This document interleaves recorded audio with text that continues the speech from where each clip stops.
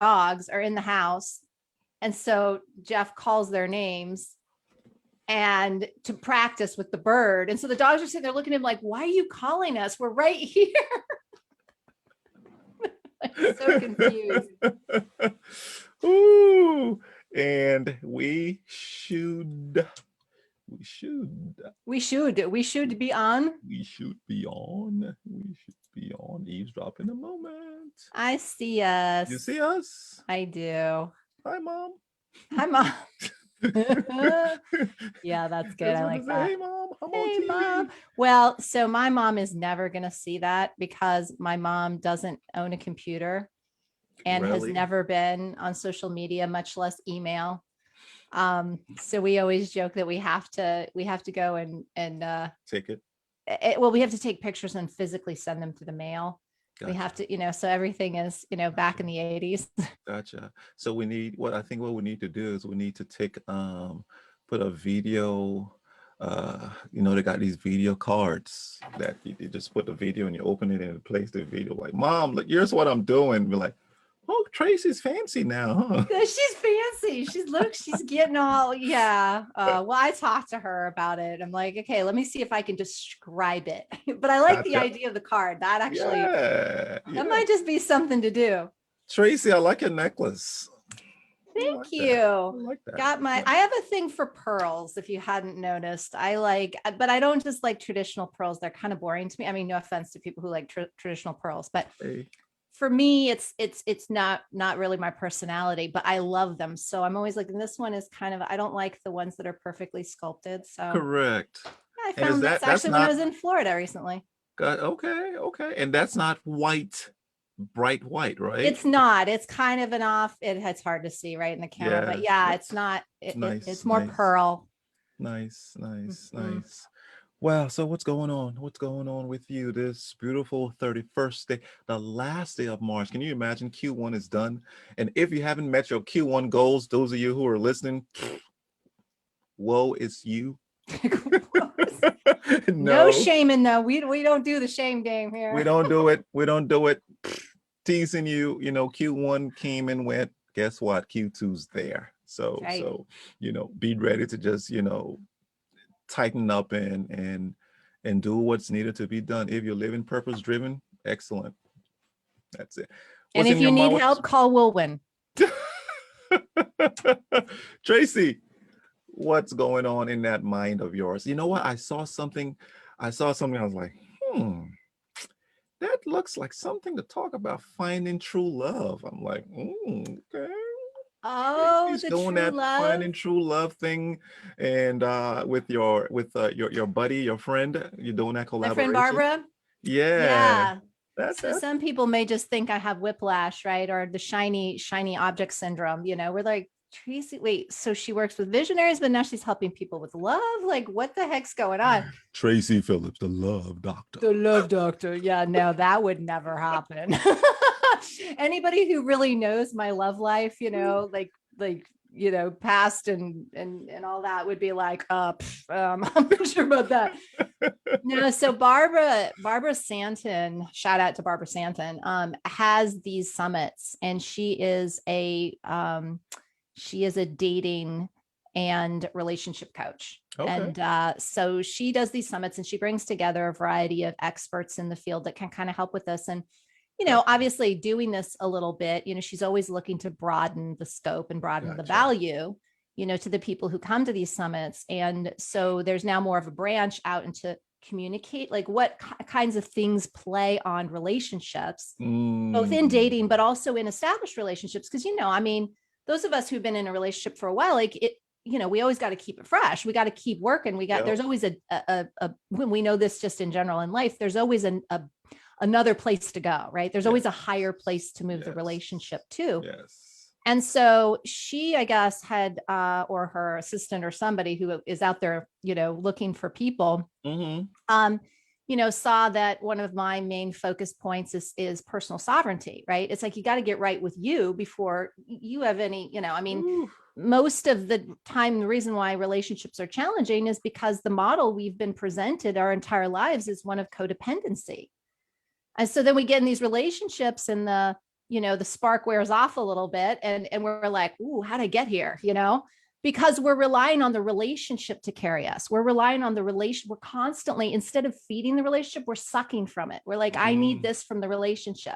I need this. And both sides are constantly taking from the relationship instead of depositing in the account. Wow. And then we get to this point where we're like, the wells won't run dry. And we're like, what happened? And we're looking at each other and saying, well, it's your fault. No, it's your fault. Like, you know what I mean? Yeah. So the whole concept that I work on and looking in and all of that is like, when you create your own account, when you create your own personal sovereignty, you then realize that relationships are not something to suck from. They're not something to get your happiness from or get your groove on or whatever it is that you're looking for the relationship for. It's really a place to add your value. Correct. But if you haven't created value, you have nothing to add. Right. So that's a nice concept, but it's like, if, and we have value, but a lot of times we haven't tapped in and defined that. So we don't know.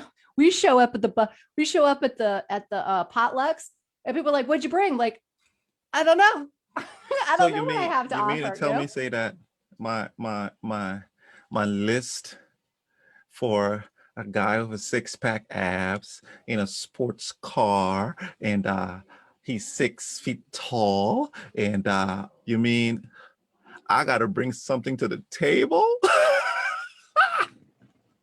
Well, yeah. And you know what? I mean, there's some amazing, gorgeous men out there who bring some serious other value to the table. But in the past, a lot of times what we find is that is their value and there's not a whole lot left behind the scenes. Right. So, and then we wonder why the relationship is falling flat after a time. And so it's about not looking external to ourselves to feed ourselves with what we need. Why am I looking for a man that's 6'4" with 6-pack? What am I trying to make up for that I don't think I have myself? Wow.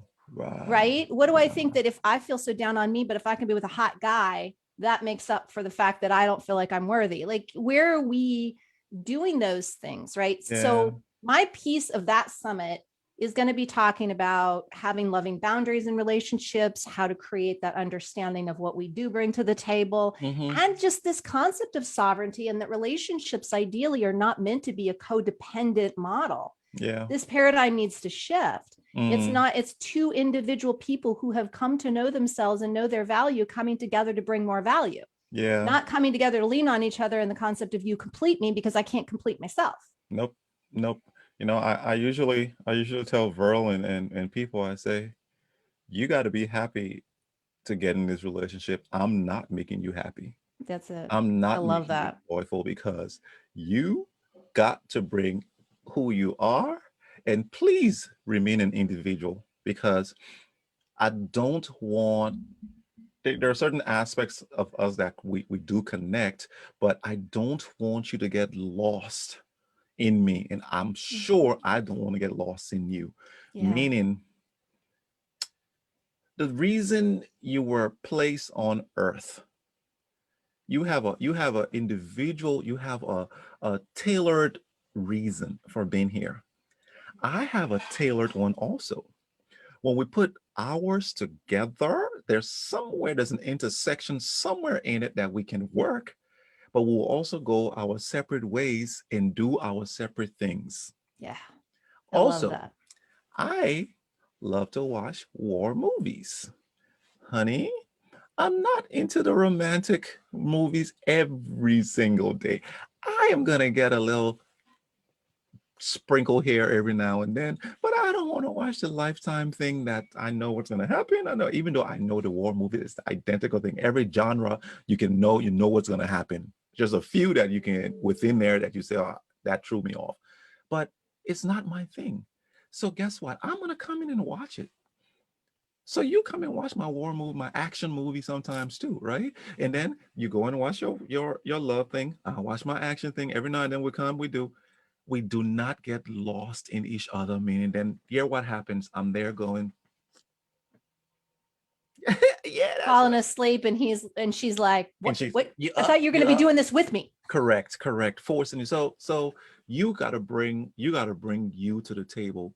What else is on that mind? I know we just jumped in because you were about to say something different when I said what's on that mind. And no, I like that. This love thing. Okay. I like that. Well, so the first thing I'm thinking of is I'm going to start a list of war war romantic movies for you and Verlin? Oh yeah. So, but you see, There's some here's the good thing. ones. The part, so we get those, right? We get those. And then she's watching it, the romantic part, when you know they're setting it up, he's about to leave, and they're like, oh honey, da da da. And then when he leaves and in the action, she goes, do they have to spoil this movie like this? I'm like, this is my part. That's right. There's Pew, something for pew. everyone, There's honey. something for everyone. Yeah, but it's a nice thing to be an individual in your relationship. And I think it's we take this from relationship, from love relationship, and we can put those lens on our business relationships, we can put them on our friendships, etc. I'm not going to come in to to like in what we do here at Eavesdrop. I don't like to go and market it. I'm not the one going on Facebook and Instagram saying da da da da. That's you. You do that, and you do it well. And I go and I say, oh great, thank you. But I'm the one who I love to come set the video after we do the video technical aspects. Bop, bop, bop, bop. That's what we bring to our relationship, our individual pieces. If I then start to come and step on you to say, oh, I want to help you do it, or you come and confusion occurs and not cohesion, confusion. And when confusion comes in, the next thing that goes, I mean, the relationship starts to get sour and we end this relationship. And I think that happens in every single relationship. Do what you do best. I love to do the laundry. I was talking to somebody and I'll tell this quick story and punt back to you. Doing laundry in America isn't really doing laundry. It's a piece of cake. It is, Yeah. it is so, it's not work. Yeah. I'm sorry. Something you can do while you're on the phone or taking care of something else. Yeah, I got it. So I told the person, I said, let me tell you what doing laundry was for me in Africa, in Liberia. If water wasn't there, I had to go and draw water. And drawing water is going to the well, pump it, put it in a barrel, put it in a wheelbarrow, and go through sand this thick. The tires aren't those big fat tires, it's the tiny tires for concrete. But I'm going, but hey, it built my delts and my shoulder muscles, and I came through. That's getting the water. The other part, mom wanted it washed twice. So first wash, second wash. And basketball clothes, you know how they smell. And she would come and say, nah, you got to wash that again. So I had to do it properly the first time, first and second. So that's getting water for two of those times. Here's the deal. There was a washboard. You know the washboard, right? Thing with the Yeah, it's a grid. little bit like the Accordion. what is it maybe? called? Especially when you're doing it really fast, when you're grating cheese. If you've ever grated your finger with the cheese. Oh dear, you got it. You got it. So there it is, washing. And then if you got tired, you had to then come and do the hand one and go. Ching, ching, ching, ching, ching, ching, ching. So I had to take my entire, if I wanted to play basketball on Saturday morning, if they had Saturday morning practice, I had to do it at night from 7 p.m. to about 10, 11. Then there's no dryer. So I had to wait early in the morning and then go outside and hang them up. And after they got dry, we had to press them because flies would come and you didn't want the eggs and the fly touching your skin because it would cause issues with you. So then press every single item. Now that's laundry doing. I tell my kids, go do the laundry. They take the entire day doing that. I'm like, wow. Where you can go and press the machine, dun, dun, dun, and the sucker sings to you at the end. Dun, dun, dun, dun, dun, dun, dun. I'm like, gosh, these people got it good in this place. And I'm not hating. I'm not hating. But no, this is just perspective. Perspective. So I love to do the laundry. Verlin doesn't like to do the laundry. And I told the person, I love to say, you love to do laundry. I'm like, yeah, because the laundry I did back home and the laundry I'm doing here, this is cake. So we bring, I'm saying this is it, we bring different things to the table to make the relationships we're in work.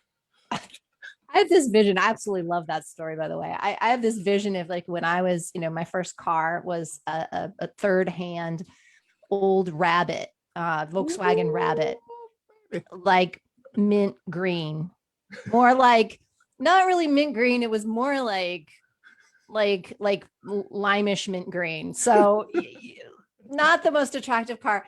And I love that car though, because it was my first car. But then, as you become an adult and you've got a job and you can pay your own way. I mean, the first time I was able to buy a new car for myself, I love driving that thing. And that's what that kind of reminds me of. It's like when you got the stuff, the things are falling off and falling apart, and it takes a while. And oh my God, I had one car when I was living in Massachusetts. I had a car, swear to God, and they could, I took it to like 7 different automotive places, and none of them could figure out what the weird thing was with this car.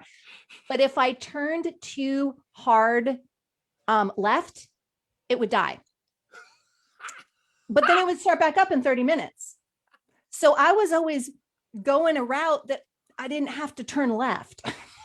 So I always had to take like the long way home. So like left or right, another right. UPS right. Always go right. But it was this thing, but I would know, and I was like with somebody, and like we stall, and I was like, it's okay, we just have to wait a half hour, and my car will start back up. I mean, but you come to appreciate when things work easily. Wow. And that's what I'm hearing. And when we go into relationship, knowing thyself, knowing ourselves, owning ourselves, knowing our value, knowing what we want in the value of our experiences, which means we want to partner up with someone who actually brings value that they know that they have, things get easier. Yes. It doesn't mean we don't have challenges. There's always going to be challenges in everything. It just means we navigate them differently, because instead of having these challenges where everybody's pointing fingers at one another and playing the shame blame game, when you're in a relationship with somebody who can hold accountability and responsibility for what's theirs, it becomes a whole different relationship. Wow. So Bill says, I want to be in a relationship that supplements and complements me, not duplicates me. Excellent. And Pittman goes, merging unique capabilities can yield to exponential outcomes between the right individuals. That's very headspace way of saying, when we stay in our own lane and we own what that is, we will make the right decisions about what we choose in our lives, whether that be a partnership, a career, where we go out to dinner, whatever it is, right? Yeah. Because we're steering based on our own internal gadgetry, not based on what we think we might be getting or are supposed to be getting from what's outside of us.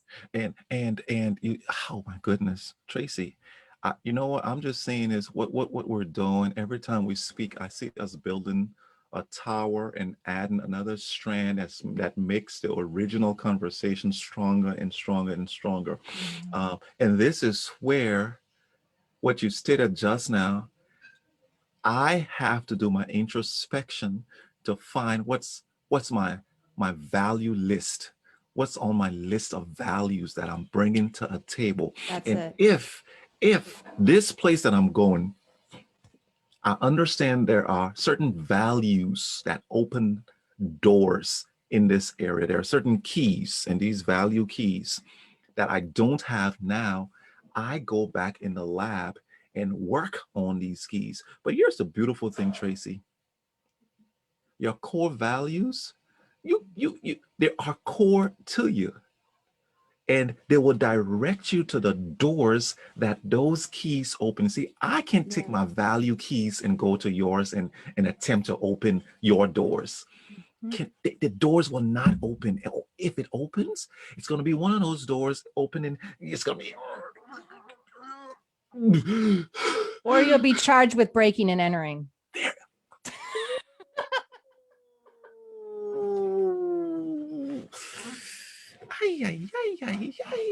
Traci Phillips, Lenora, good afternoon. Oh my goodness, Traci. And when you break and enter, that's a felony or something. And then you, wow. So stay in your lane, open your own doors, and things will be attracted to you because of, wow, Traci. Yeah, and they'll be attracted to you because you're going to be spending more time trying to hone your value. And I say it's like be the love you seek in others. Don't go Mm. seeking the love that you want from others. Be the love you seek in others.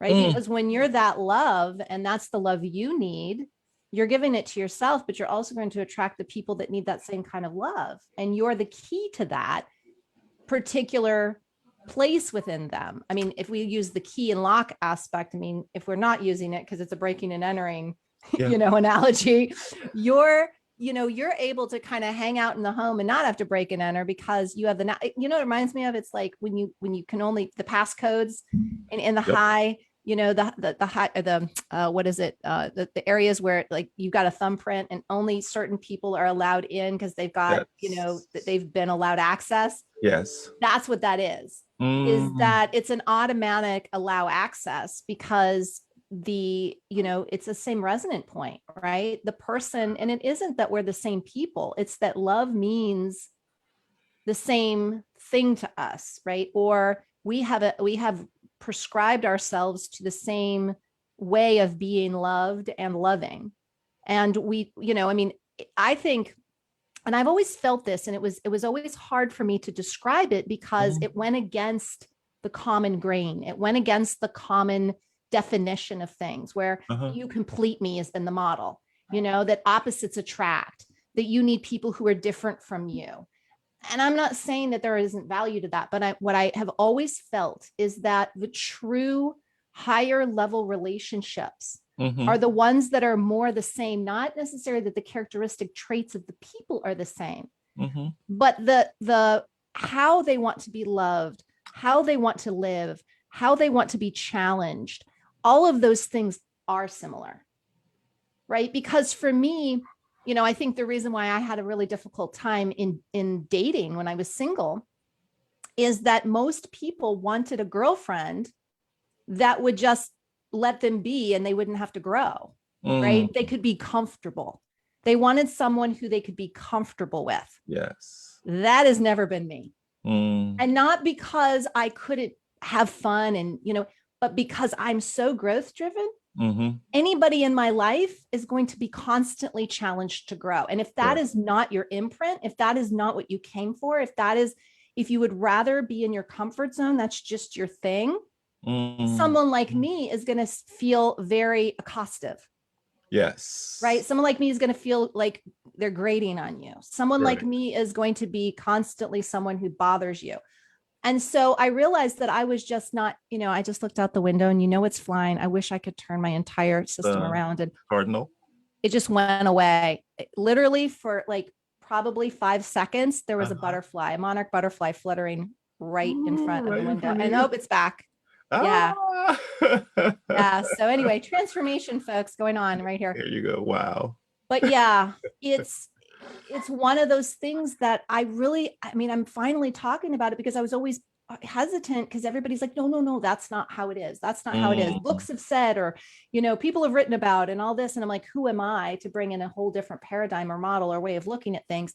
But I have always felt that. And I've tried to seek, but I've always been, again, being a visionary, I've always been very far ahead of most of the people that I've been surrounded by. And I don't mean better than, that's not what I'm saying. I just mean in the way that advancement, in the way that I live and think and operate.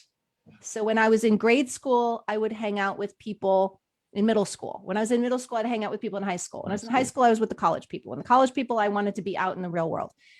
And so I was always ahead. And so the people who I was in school with that were my age or around me on a more regular basis and that I would be dating normally didn't fit. Correct. Right? Correct. Wow, that's interesting when I heard you talk about hanging with eagles do not go in a crowd, not roll in a crowd. When it's time to mate, they hang out, and then thereafter, daddy roles. Mom's like, thanks. I know. Mom and kids stay for a while, and then mom goes, get out of the nest, fly, right? Mm-hmm. I don't understand. There are some people who, and this isn't knocking in, because we all are wired differently. Yeah. We all absolutely are wired differently. Some people just want to get that spam sandwich, put some mayo on that thing, put that spam in between, put a nice brioche, some kind of bread on that thing and eat it.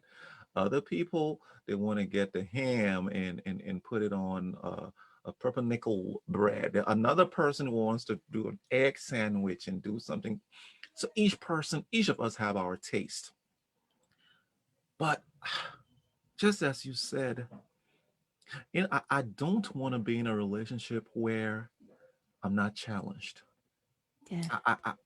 Business relationship, friendship, love life, where like Coming to America. Did you watch part one? You watch it, right? Bark. Arf, arf, arf. Keep barking, and she keeps barking for the whole time. Or you say jump, and she says how high. No, I want. Why should I jump? It's not disrespect. Why should I jump, honey? Well, to exercise. Okay, cool. And if it doesn't work for her, no, I'm not gonna jump. All right, let's do what you want to do, babe. But some people think that being the yes, ma'am, or yes, sir. Yes, Right? dear. Yes, dear. Yes, That dear. drives me crazy. Yes, dear. The yes, dears. And please understand, we're not saying don't say yes, dear. What we're saying, the yes, dear folks who are saying yes, dear, because they want peace in the house. They don't mean yes, dear. They just don't want the confrontation. They don't want the confrontation. Start, Traci. You'll start saying, there you go. Like, you know what I used to be? I used to be the quiet, I'm not discussing, okay. Alrighty. And then it builds up and it builds up and it builds up. And then Berlin said, Wulwyn, express yourself. Please. I'm like, oh, it's all right. No, because my dad is quiet. My dad just, so I'm like, it's okay. 1 year into the relationship, when we're dating, or 2, 3 in dating, second half of dating, second coming of dating, because there was the first coming and second coming. We'll talk that another time. The second coming, there would never be a third. So the second coming, but a year in it, then I just got it. I just express yourself. Express yourself. And I expressed myself, and the relationship got so good that she said, well, now you're expressing yourself too much. You do, like, no, we got to talk, honey. You got to talk. She's like, I trained you too well, huh? I'm like, yeah, there's a difference between inviting me into conversation and confronting me with conversation. There you go. But as you said, the point is, I think God made us to grow. Everything about us. You cut your hair, it grows. You cut your nails, it grows. You cut your eyelashes, it grows. There's something about growth. You put a seed in the ground, it grows. You put a seed somewhere it's not supposed to be, it's not going to grow. But then as soon as you put it in the ground, it grows. You are meant to grow. So when you get in a relationship that's not growing, there is something wrong somewhere. Light it up.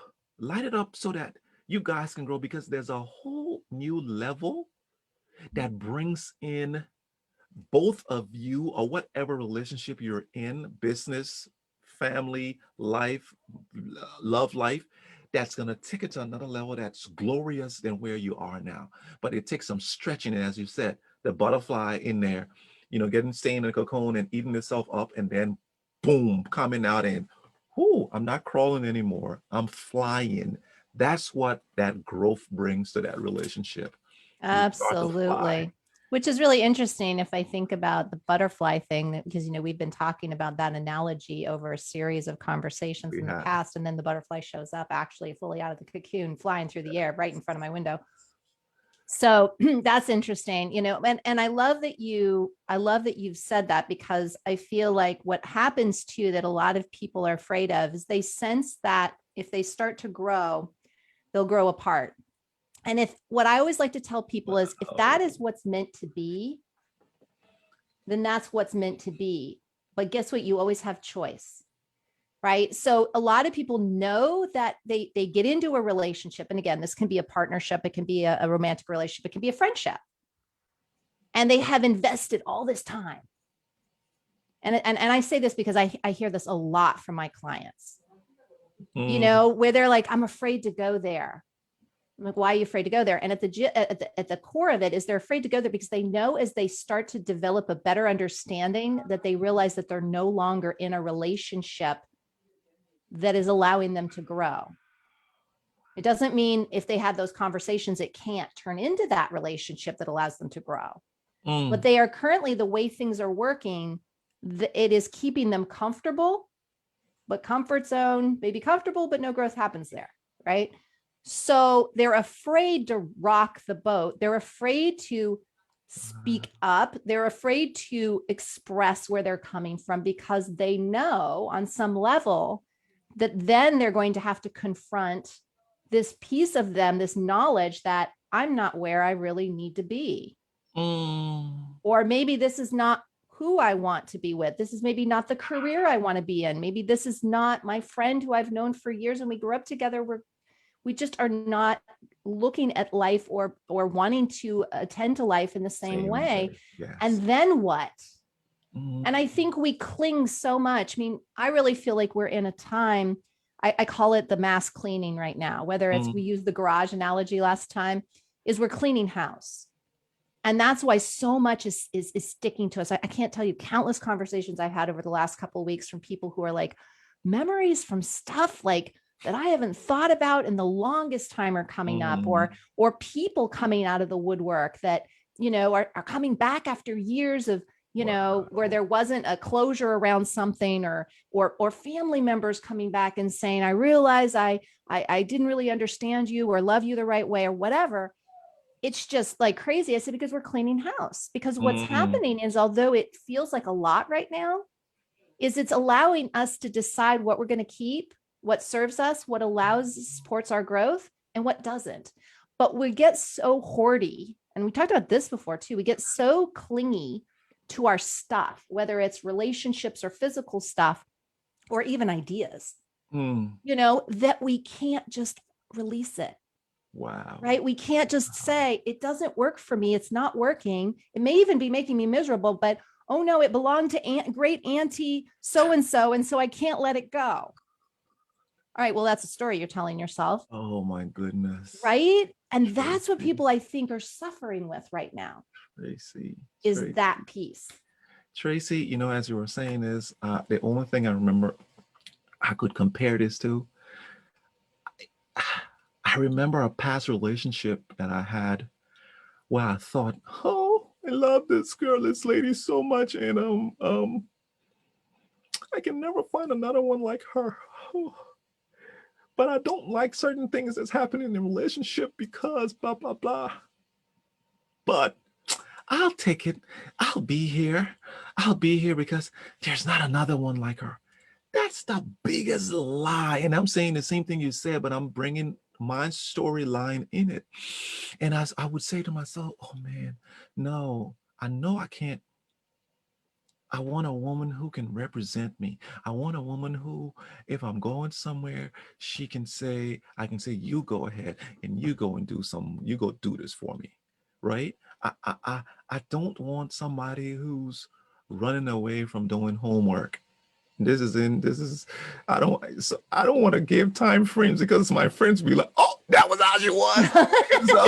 so you know, I remember one time we're doing homework and she's crying. I don't want to do homework. I'm like, what? You don't want to do homework? What do you want to become? I'm like, huh? And that was the moment I said, oops, not the one. Not the one. But then I stayed and said, oh, well, you know what? There's not going to be a one. And that's a lie we're telling ourselves. There's always a better one to attain if you're in the market for it. And I put that condition in there because somebody who's married now is going to be saying, oh, there's a better one out there. No, We're Stay with not what you telling you to have. go look at Don't where the be grass is greedy. greener. Yeah, that's Correct. not what we're Don't be saying. greedy. Don't be greedy. Water your grass. Water your grass, and it's gonna get green. So the lie we tell ourselves, and just what you said, a hoarding principle, where, oh, I'm gonna hold on to this business relationship, or I'm gonna hold on to this business, or I'm gonna hold on to this friend that has stabbed you multiple times, but because you have history, you say, oh, I'm gonna stay here. No, you've been dumb, you've been stupid, you've been crazy, because God has given you a mind that you know exactly what you're getting from it. And if you stay there and you get stabbed again, don't go cry in the pillow. Say, yeah, I chose this. This is what I wanted. I'm staying here because I want to be stabbed again. Or you dating, because we're talking about love. You're dating this person she's six pack. She's got the curves that better than the Piedmont River or the St. Paul River or whatever, and you're like, oh, this woman, there's a better one. And the thing that you're attracted to really isn't the thing that you really are attracted to, because the next one you will find, she would be as straight as I don't know what. She would be as tall, because you wanted a short and stacked. She's tall, and you'll be so happy with her that you'll be like, but what was I thinking about? I thought, no, you thought wrongly. And what we're talking about too is not the looking out and comparing, with what we've been taught we should be looking for. We're talking about those moments where something inside of you is telling you something just doesn't add up. And again, it's not about the other person. It's not that, oh, that person's not giving me what I want, I need to find the person who will give me what I want. No, what we're saying here is that you get to develop within yourself what you need, understand what you offer the world, and project that out, right? Just be that. What did Gandhi say? Be the change you seek to find in the world, or that you want or desire in the world. Be what you're looking for. And those people who are in that same place of development will be the ones that surround you. I mean, I'm intentional I'm in a phase of my life where I want people around me that inspire me.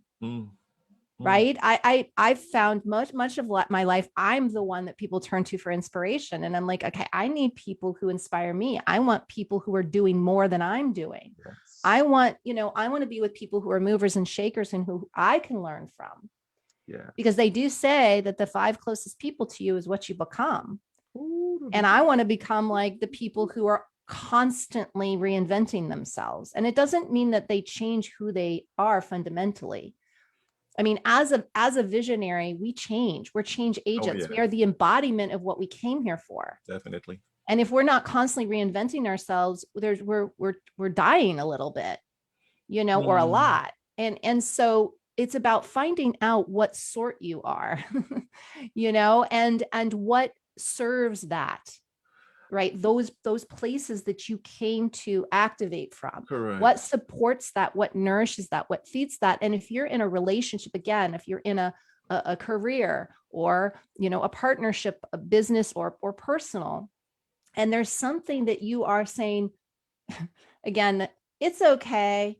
No relationships are perfect. Yeah, I'll give you that. No relationships are perfect. But if the person is not willing to work with you in the same way you want to work forward or grow forward, if you're giving them and serving them and sacrificing your mission and purpose in this life for what they need, but they're not giving you the room, they're expecting that of you. I mean, I've had a lot of conversations with people like, in men especially, where they'll just say, well, this is what I do. And I'm like, I remember a client a number of years ago when I said, well, how was Father's Day? And he's like, I just feel like it's always the to-do list. He's like, I don't know if I was actually, he goes, and it's okay though. I don't need to have all the attention. I'm like, oh, well, no, there's a difference between feeling like you're getting all the attention and feeling like you're being celebrated. And if you feel like, your wife or your family is just signing you up for, go pick up this person, go drop off that thing, go, move that piece of furniture for the neighbor or whatever. And you would love to have a Father's Day where you're just celebrated and you get to do something with the people you love, and you're not speaking up and communicating that. right? Because how do you know it can be any different if you don't communicate that? If you just say it's okay when it's really not okay.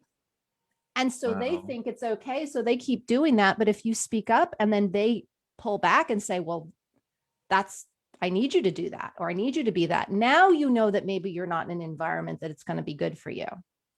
But you don't know until you communicate. And that's about you. Correct. Right. As you were talking just now, Tracy, so Lenora goes, great afternoon. Everything we do should bring added value. If not, we need to reevaluate what we're doing. Yes. But I Yes. have a question for you. And I'm going to give a scenario for it, right? Just a scenario. You're dating someone, because it seems as though we're talking about love today. You're dating someone, and they're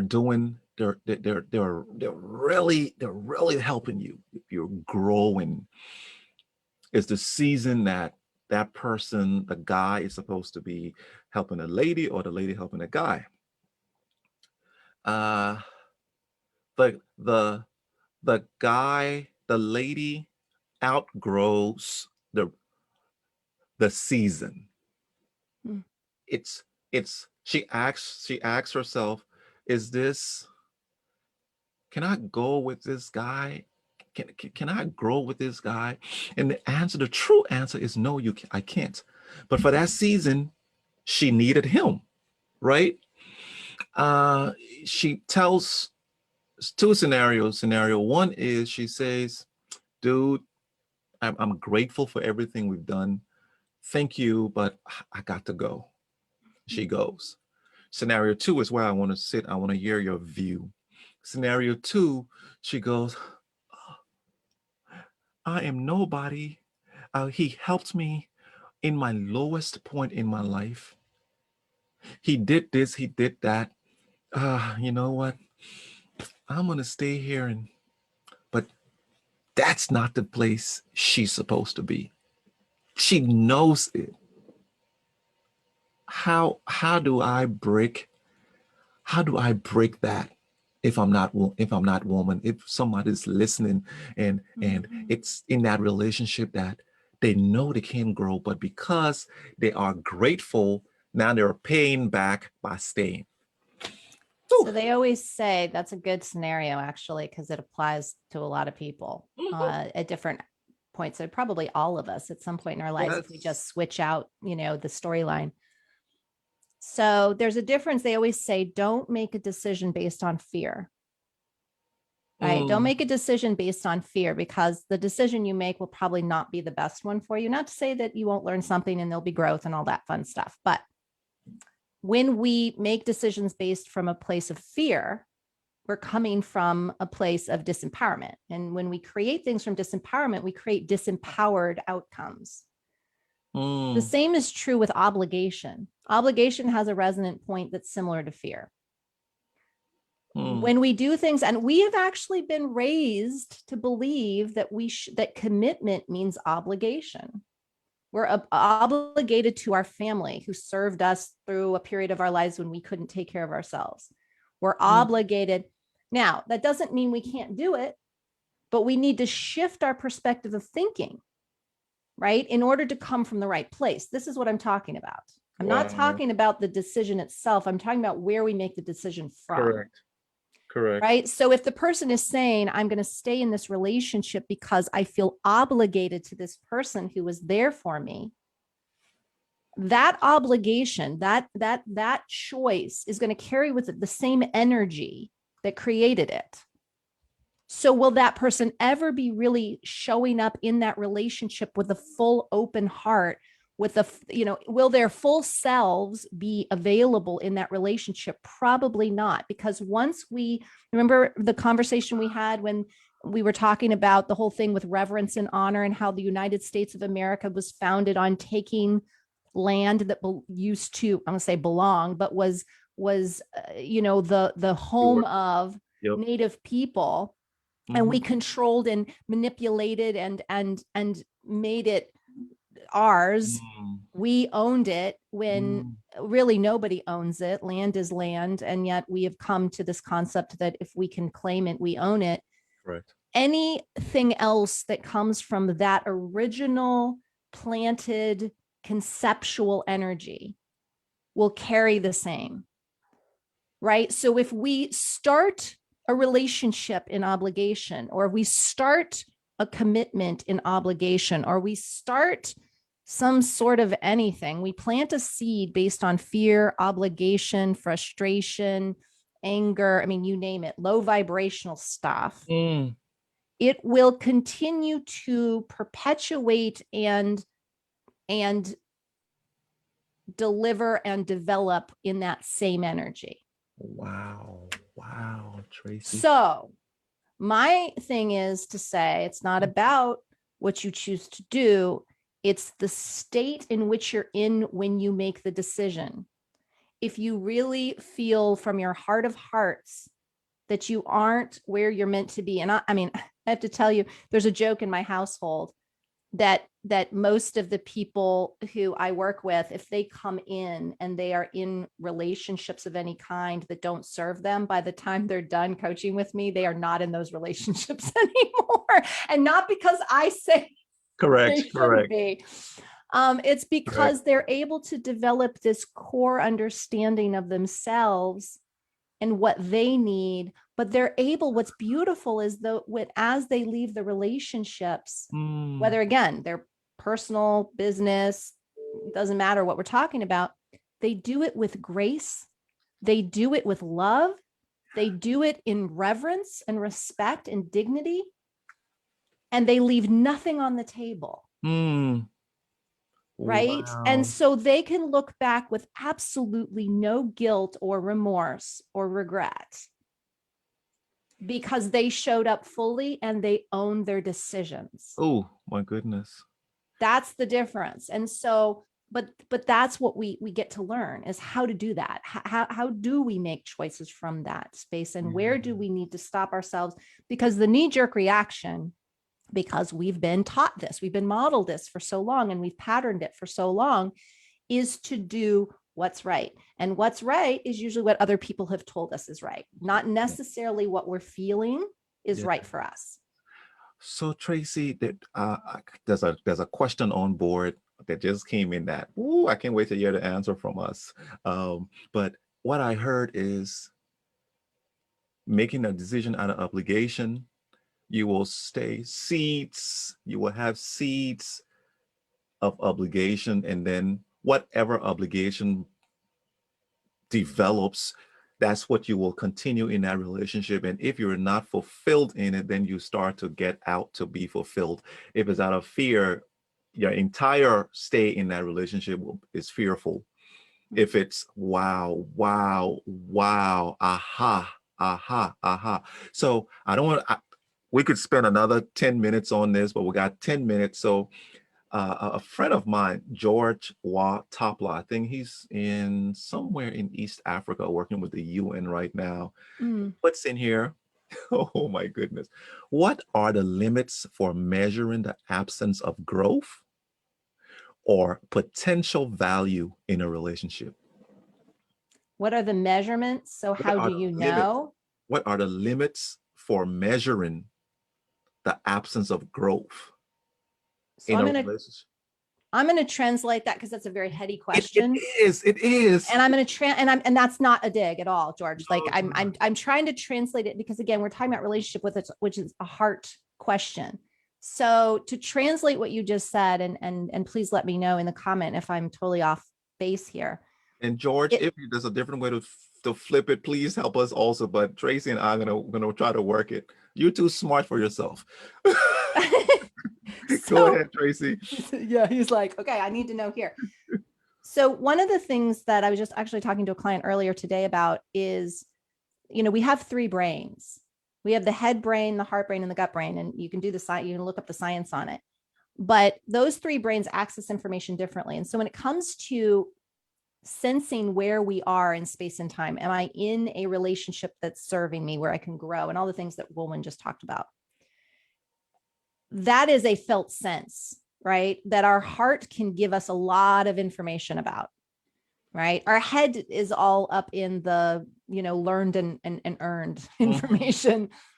And so it can't really access that. But our heart can give us a lot of information. And so one of the exercises that I really like is that if you will know if you're bumping up on a limitation in a relationship, you'll feel it.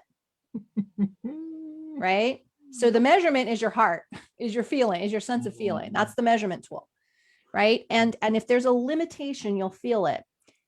It's going to sound very simple to the point where you may think, oh my God, she didn't give me any value whatsoever, but just trust me on this, is find a space, get quiet with yourself, put your hands over your heart and just simply ask your heart the question. What am I feeling this limitation is about? Or frame the question however it seems right to you. Yeah. But ask your heart. When we're trying to figure it out here, we're going to go in circles. And that's where because that's where the obligation patterns live. That's where how we've done it before lives. That's where God, if I can't, access a research project where somebody proves it to me scientifically, I don't know the answers. That's where all of that. And we're just going to go in circles and we're just going to stay stuck. But our heart can answer those questions. And I have a great article for you to read. Great. Okay. I'm going to toot my own horn here for just a second.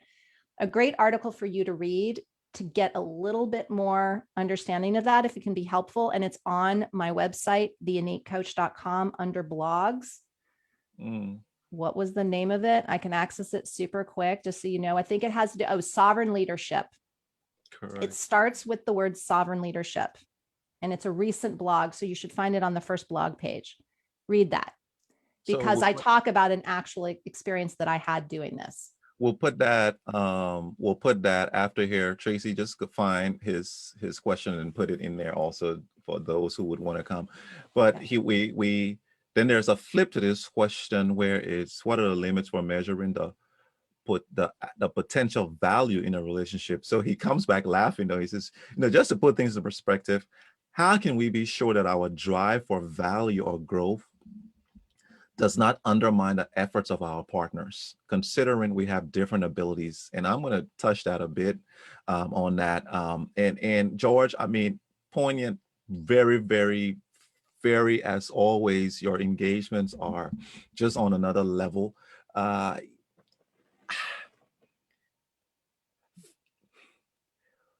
Who looks at a unicorn and say, that's an ugly thing? Who looks at a unicorn? I mean, we know it doesn't exist. Some people do. I know some people do, but most people, when you see a unicorn, you go, oh wow, unicorn. Or tell me something that universally just loved. That has sunsets usually, or sunrises. Good. Thank you. Babies. Who looks at a sunset, a sunrise, or the pitter patter on the roof on a nice cool evening that you're trying to doze off, and that thing just comes in. Who? And guess what? It starts to rain as soon as I say pitter patter on the roof. Oh my God, that's hysterical. Who says sunset?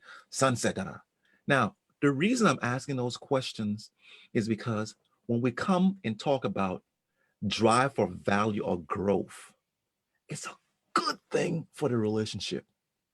So it cannot undermine if I'm talking to my wife for growth for her, growth for our relationship, growth for me, so that it will take us to another level. It's a sunset in our relationship that it's beautiful for it.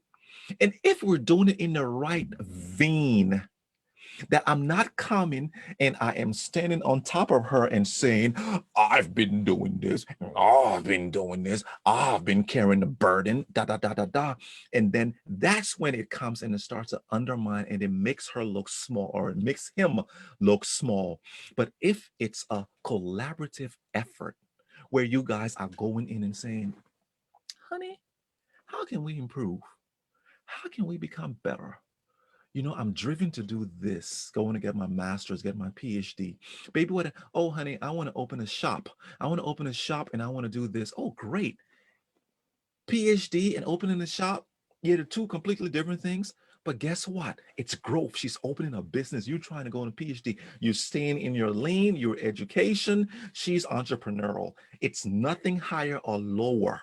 So it's us working on it. And then when I heard your first question, um, everything we do, what are the limits of measuring the absence of growth or potential value? What the limits?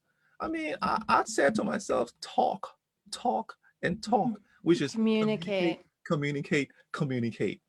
Because here's the thing, when I start to talk about my dreams and aspirations, some people aren't dreamy, they're not dreamers, right? They're not visionaries. They kind of Verlin doesn't daydream. She knows where she wants to go, but she doesn't daydream it. I I'm vivid with my colors, etc. It doesn't mean that Berlin isn't growing, because oh my goodness, that woman pushes me to be who I am today, right? Who I am and who I'm going to be, it's all because of we're working on this relationship together. So when she's not Miss Dreamy, however, when in my conversations, if you see both of us talk, you would say Warren is the one who's bringing value because I am very descriptive and I'm going. But no, she's not. She's descriptive, but she's a sniper. She goes, this, that. Well, she hears an idea and she takes it. It's the difference between visionary and integrator, right? The Correct. visionary envisions, the integrator takes that vision and makes it happen, right? And it doesn't mean that you're not making things happen. And it's a different set of skills. But the one word that's popping out in George's question, his second question, is the word undermine. Mm, We don't undermine one another in relationships. If we feel that we're in this mental state of, truly. I'm afraid to undermine, Yeah. we may be looking at the relationship or showing up in the relationship from a disempowered dynamic viewpoint, where I have to save, or this person is, here to serve me, or whatever. It's disempowered. Girl, you good. Girl, you good. Girl, you good. Keep talking. So yeah, there's in growth, there's no undermining. And if there's a sense that there might be undermining, or, it's kind of like what I was talking about before. It's like, if you have a burden, I'm not going to get under your burden with you and help you carry it. Correct. Because then I can't support you as you build your empowerment in dealing with that burden. I can't give you a glass of water and get you a pillow and open the door for you and do the things that will help facilitate your growth. That's what it's about to be in a relationship. And if there's any sense of, well, but if I do for me, I will be undermining what she wants to do for her, then there gets to be a flip switch in the way in which we're looking at things and translating that, and maybe even showing up in the relationship. Wow, Traci, we at the 2 minute to the 1 hour mark. And oh my goodness, we never do this in terms of eavesdrop, but I swear I have a feeling that next week, if we can, to come and hit this question, to just hit it for the first 5, 10, 15 minutes, and then jump to whatever's new. Because I, when you said undermine, because the question does, and is an excellent question. It When is. the other partner thinks that it's undermining, then what's the position that you are, where you are bringing value for y'all to grow, and they're saying you're under. Oh my goodness, that's where communication comes in, huh? Yeah, for Oh, sure. honey, no, baby, I'm not undermining you. It's for our growth. And there are relationships out there with this kind of issue. Oh yeah, for sure. For sure. I just talked to a business client where their business partnership is very similar to this. So yeah, for sure. How does love translate to business and friendships and relationships? And we just talked about it this hour. Mm-hmm. Oh my goodness, Traci. Creating healthy relationships. I think it starts with our owning our own relationship with self, because the way we are in our relationship with self, if when we make a mistake, we don't just say, oh gosh, I made a mistake. We have an internal dialogue that shames ourselves and says, I am a mistake. Then we get to look at that, because we're probably doing the same thing in our relationships. We're blaming other people for things that are going on that we don't like. So if we blame ourselves, we blame others. So again, the more we can get right and understand our internal relationships and improve our relationship with self, own ourselves, know our value, focus intentionally on bringing our value, and then, show up in creating what we want from the world as opposed to expecting the world to deliver it to us. Then we are doing what we were talking about today. Michelle goes, great conversation, guys. And I got to say that this conversation, it was a quiet conversation. It wasn't a we didn't go off. Some of our conversations where you start to pronounce and enunciate. Oh, geez. Well, we didn't go on any one of those. I didn't go on. We didn't drop mic. Yeah, I didn't either. Right, but it was a quiet, even conversation. That's, oh my goodness. And then the questions from the listeners just love that. added another dynamic to it that enable us to think. And I just red chairs. I know red chairs for real. But here's what I want to say. Oh gosh, you were answering a question. I have to go back to it. And when I said, "Go on, girl, talk, keep talking," that thing. It was a hot knife rather, going through butter and exposing the wisdom and the truth in how you were answering it. You get me? I do. I hear you. I feel you. Yeah. Thank you. When an answer answers rather than when an answer goes around the question, and then you're BSing, and the person who's listening like, oh well, didn't answer it. But when where are we going with this? Where are we going? When an answer answers, it answers. Thank you guys for coming. Come on, Traci. You got something to say before we end this? No, I think we get to wrap up. We're 3 minutes over, but this was another powerful one, and I can see where these conversations are developing. Right, they're feeding off of each other. They're going in a direction that's leading us, to that next place. And I'm super excited. But yeah, I really want to thank all of our listeners today, George, for your questions. Like really, and I will reiterate what Wulwyn said. Very high level questions, very thoughtful questions.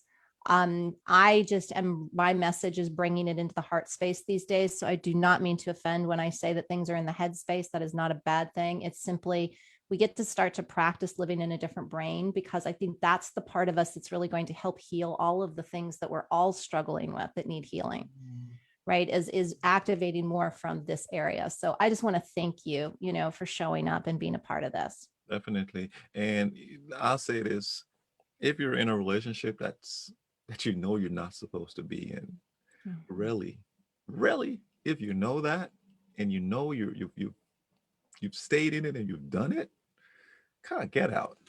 You got a short time to live. Yeah, for sure. And seek support to help you figure these things out. I mean, that's another message I have, is we don't need to do this alone. There's a lot of support out there. Seek the support that can help you best. Hey, Traci's here. I'm here. Hey. We love you, man. Men, women, babies, all those people out there. All right, then. You guys have a good one. See you next week, Thursday. Next week, Wednesday. No, 2 weeks from now. Gosh, this thing is 2 weeks. I got to see you. Wait, 2 weeks, Traci. All righty. Bye-bye. Peace, love, and blessings.